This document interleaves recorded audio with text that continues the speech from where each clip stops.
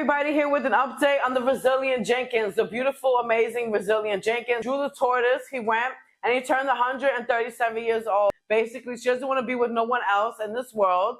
And we really don't care to hear that. And nobody wants to probably be with you anyways. So, yeah.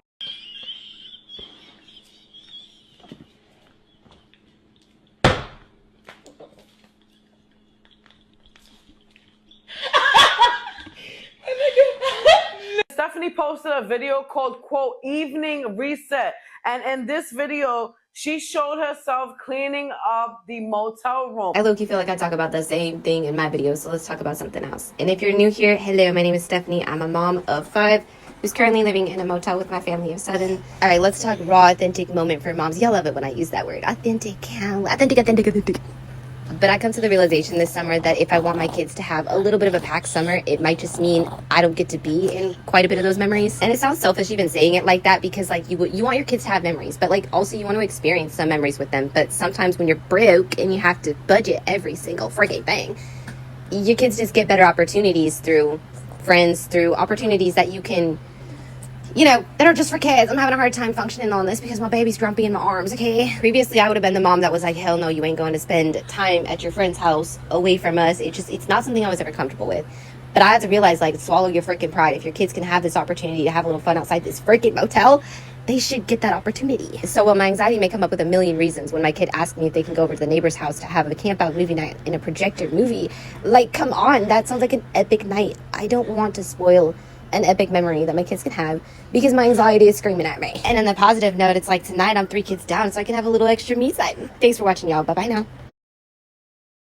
Talks about wanting to make memories with the kids and stuff like that, but guess what? She can't do that. And the reason why she can't do that is because she's budgeting her money. Again, with the fucking budgeting of the money, and she doesn't have enough money to take the kids out and all this and that. But you guys are out here buying her all this free shit. She's getting all this free shit, which would mean, oh, it's being used for other shit.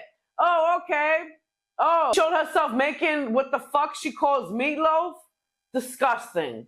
Definitely not the best edited, best angle type of cooking video, but it's been so long since I put a cooking video on. Definitely not the best edited, best angle type of cooking video, but it's been so long since I put a cooking video on, and I freaking miss it. So I'm gonna call this my everything but the kitchen sink freaking meatloaf, because this probably isn't the way that I would make meatloaf if I really had like every ingredient on hand that I would ideally want to put in it. But that seems like never be the case when I'm in the mood for meatloaf and have to use ground beef. It's just a matter of like gathering what's gonna put together something that resembles meatloaf, and honestly this turned out bomb. And put it together in this crock pot, just throwing everything in there, put it on there for like 2 hours on high. Super simple. Just paired it with some mashed potatoes and broccoli, which is pretty much our go-to sides. Honestly, I wouldn't blame you if you just kind of scroll past this video, because I know it's like not the most entertaining, and the way that people edit and put out cooking videos these days, like it's no match. But I want to keep it in my algorithm because cooking is highly important to me, and one day I will produce amazing videos. Don't get it twisted though, maybe mediocre content, but it's always bomb-ass food. Nasty. Ugh. The girls went over to her family's house, and no, she's not sharing pictures. She posted that on Facebook. She posted a video of her cleaning up, you know, the dirty motel room as always, because she let stuff just pile up and pile up. If you cleaned every day, your house wouldn't look like that. No. Evening reset and talk some shit about some people on the internet. I'm just playing. I'm not about to do that. But I will say that sometimes I feel like comments just have to be used for inspiration because they're too easy. The other day I got this comment where someone said to me, what do you even do all day? And I thought to myself, like, there's no way this person is a mom. Or if they are a mom, like, what do they do with their children all day? Because for me personally, I can't even fathom, like, asking another mom that with everything I do every day. Like, yeah, no. But anyways, you know, it's interesting how a situation can change your entire way of thinking. There's some things about my parenting that when we get up out of the situation, I'm definitely changing. For one, set chore times, and if your chores ain't done by that time, technology just is not going to even be turned on. And you gotta know, like, this is because I want my kids to learn like good, proper habits, because I typically tend to be the mom that's like, I'm gonna do this myself. I like things done a certain way, and I just immediately get like itchy. I don't even know when I feel like something's just not being cleaned to my standards. And I think it's goofy because, again, I cannot stand how messy this place gets quite often, and I've had to like learn a ton of patience. Like, it's been a good thing for me that I've learned I don't need to be as stingy and overly neat, but yes, we are going to be quite different when it comes to organization when we get out of here, for sure.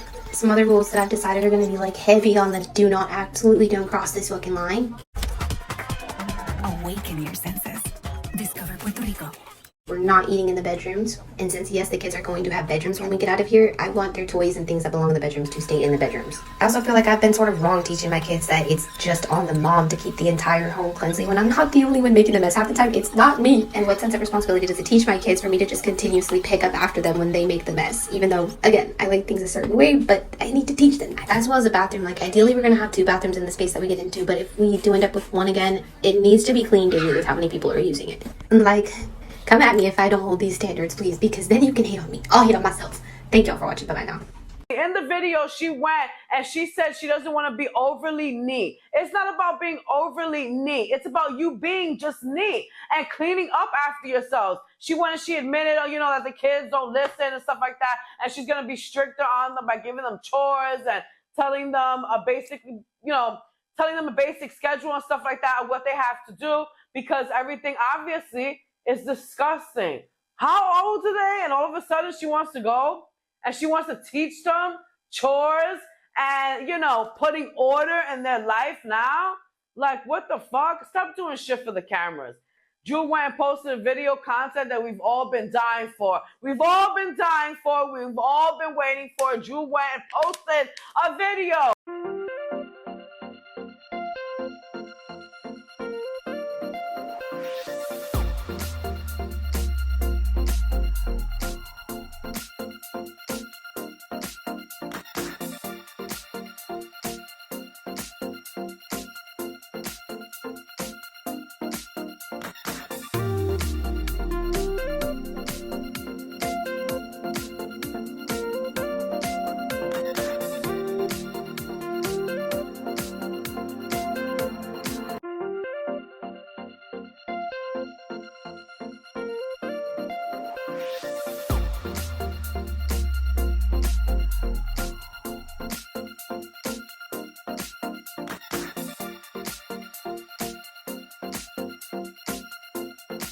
Stephanie goes and has Sunday brunch, right? And this is with the kids before they go head out to church.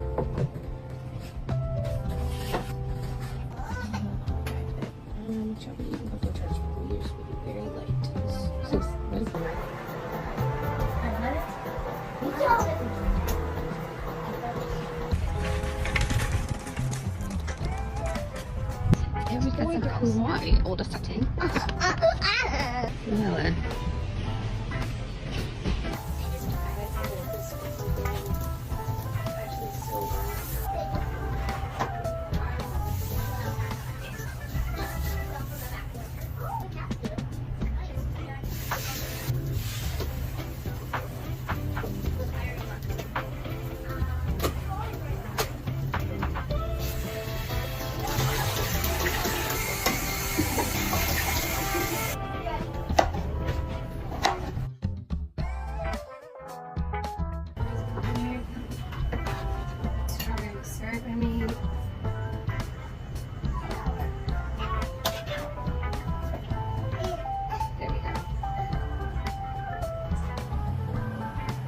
Pulls out this, what appears to be shit to me. Burnt shit, that's what it looks like. It looks like burnt shit. She served the kids burnt strawberry sundaes because to me, she's doing all of this for the camera. She's doing all of this for everybody to see that they have, Sundays and shit like that. And y'all know how they get when they get shit. It's like, oh God, like how Deshaun was shocked. Like, y'all motherfuckers don't give us this shit. You're just doing it for the camera. We don't eat like this. Stephanie then goes and she posted a video. It's like a Friday evening video. Watch her clean. Watch her do the same things. But anyways, in this video, she goes on to say how she's a mother of 5. Yes, 5, not biologically 4. Because Deshaun is not your son. But anyways, back to my normal voice of yelling still. Basically, she goes on to talk about marriage and how women play victim when a man goes and shows his emotion, blah, blah, blah. Then Friday morning with this mama 5, family of 7 living in a motel. And sometimes I sit and wonder what the backstory was behind the person who came up with the till death do us part in sickness and health, because you have to understand that relationships that last a long time do take a significant amount of work. It takes getting to know each other, being willing to constantly swallow your pride and see the other person's needs before your own, because it's all too easy to get caught up in the emotion part of it and just start throwing emotional spears back and forth at each other. I beg to argue that women are actually more capable of this than men, because all too often, especially myself, I've been capable of this too. We play victim because we feel like when a man gets up there with his emotion, we just see it as too aggressive, too passionate. But it's a man experiencing emotion, and it's something that women need to check themselves and say, how did I play a part in my man getting to this point where he has this level of emotion? Was there times that I didn't provide him the support he needed, and now he's reached this level of feeling like he doesn't have the support, he's overstimulated? Every little thing. I mean, and women are capable of this too. Every little thing could be a trigger to somebody at that point when they just feel emotionally tapped out. And it's on both of the people in the relationship to recognize that in their partner and be as supportive as possible to prevent anyone from reaching that point to begin with. And that's just my 2 cents, okay? Thanks for watching, y'all. Bye-bye now. She then goes on to talk about her nasty teeth and how we guys have something to say about her nasty teeth. And then she's eating a lollipop dipped in Fun Dip like she's 8 years old.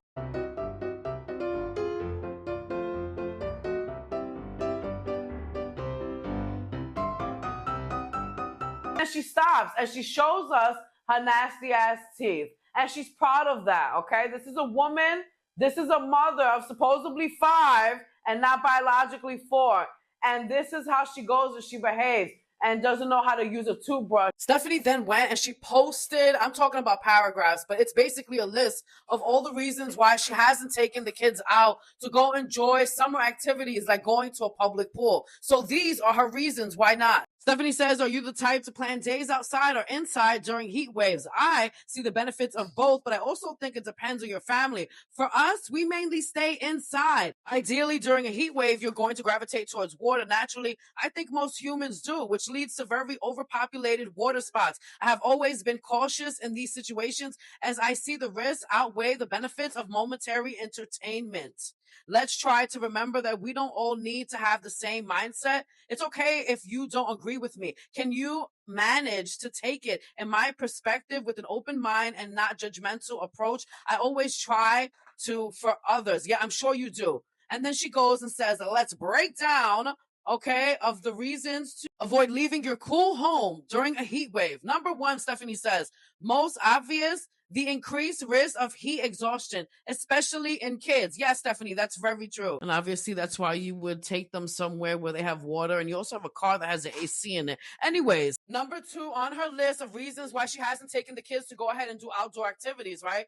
Really pisses me the fuck off. And the reason why is because I told you guys that I had a child that was born with febrile seizures. So now one of her kids, right, doesn't just have epilepsy, they suffer from febrile seizures. That is something completely different. Those are different seizures. I know I went through it from the time that my baby was just a few weeks old up until he was 5. Not once did a doctor tell me, hey, you might not want to bring him out in the heat because he's going to go and he's going to catch a seizure. No, it was the opposite. Don't let him go out in the cold and get a fever, which causes febrile seizures. That's why it's called that. But according to her, no, there's a huge risk of one of her kids or both of them, because she goes and just goes ahead and diagnoses her kids with everything. There'll be a higher risk of them having a febrile seizure. So it went from epilepsy to febrile seizure. Number 3 is overpopulation. That means much more. Oh my God, check this out. Exposure to icky crap you don't want to bring home. Your home is icky crap. You show us the filth that you and your children live in because you know your children who you want to teach how to clean up don't clean up at all, or the grown man that's living with you that works late at night so you can sleep during the day and avoid responsibilities. So the audacity of her to go ahead and put that in icky crap. You guys live in that. People should be worried about you like going to the pool and like coming in contact with them. It shouldn't be the opposite. Like, she really lost it. Really lost it. I'll bring her right back. Number 4, higher temperatures can result in more difficulty breathing for kiddos who have existing respiratory problems. Well, yes, you're correct. But it doesn't mean that somebody who has asthma, like myself and many other people, it doesn't mean, oh, you're doomed. You can't go and have fun. You can't go to the pool. You can't go to the beach. No, it doesn't mean that. It means we need to bring our asthma pump and, yeah, not be outside when it's 100 degrees. But no, it doesn't mean that we cannot go to a pool. So yet again, look at these excuses that that she's making up for not taking the kids out to enjoy the summer. Number 6 on her list, this one may be extreme, but I don't care. Overcrowded spots mean too much opportunity for there to be any kind of person around you and your family. Ideally, don't want to have a good sense of the people in your company. I mean, I get that to make new connections, you inevitably have to meet strangers, but I think there is better ways to approach it. Caution never hurt anyone, but a lack of it sure does. Oh my God. I just don't know what to say about this reason. You know, you can't go nowhere. You can't let your kids go nowhere. But you let the kids go over to a neighbor's house to watch a movie the other day, correct? Okay. And I don't think you know them like that. Number 7, okay? It's difficult to find a spot to let your family settle in and enjoy the environment with high counts of people. I don't know. Maybe we are different in that sense. But when we go somewhere as a family, it's to enjoy our time as a family. Of course, if we had the intentions of going with friends, that would be different. And don't get me wrong, when approached by new acquaintances, we are welcoming and try to leave a lasting positive impression. Do you really try to leave a lasting impression? I don't think so, Stephanie. And I also think that, yet again, this is another excuse for you to be a helicopter parent. It's horrible. I was one at one point, and you keep sheltering your children. You say you want to have family time. You guys have a lot of family time, and it's normal to let your kids go ahead and have fun without you several feet away, without you being all up in their face or their business. So that's another excuse. And then she has number 8, the lines at some places. You spend half your time standing doing nada. That is not at all ideal for small children. Heck, our older 3 kids barely have that attention span, LOL. Your 3 oldest kids. Okay, that is not your child once again. And I think that you're just full of shit, and now you're using their attention span, all right, as a reason as to why they can't put their attention into something positive, like wanting to go to a park, a pool, or an ocean, a lake, somewhere other than the room that you guys are stuck in, because it's so many of you too. And this is just horrible, this list. Stephanie says, take it with a grain of salt. I get that we run our household a little differently, but we do what works for our family, as everyone should. Now, Stephanie, you're not doing this for your family. You're not doing this for your kids. You're doing this for yourself. What works for you? Being a helicopter parent, withholding your kids from having fun, and then going on social media and having the audacity to make a list of all the reasons why your children can't enjoy being a child, enjoying the summer, enjoying anything, because you are here giving all of these reasons as to why they can't go ahead and celebrate life. And it's really sad. It's sad to see a parent doing this to their child when their children, not just child, when their children want to go out there and want to explore the world, and are at an age where they're learning, and they have a mother that's like, no, we can't do that for this reason. No, we can't do that for this reason. Oh, no, not that. And it's all, in reality, it's for her. Maybe she has anxiety problems. We know she has issues, but maybe she has other issues that she doesn't want to talk about. And now she's ruining their lives. Like, this is just unbelievable how she went and put this list up. Really, like how she went and posted this list up, guys. You guys have it. An update on the Brazilian Jenkins.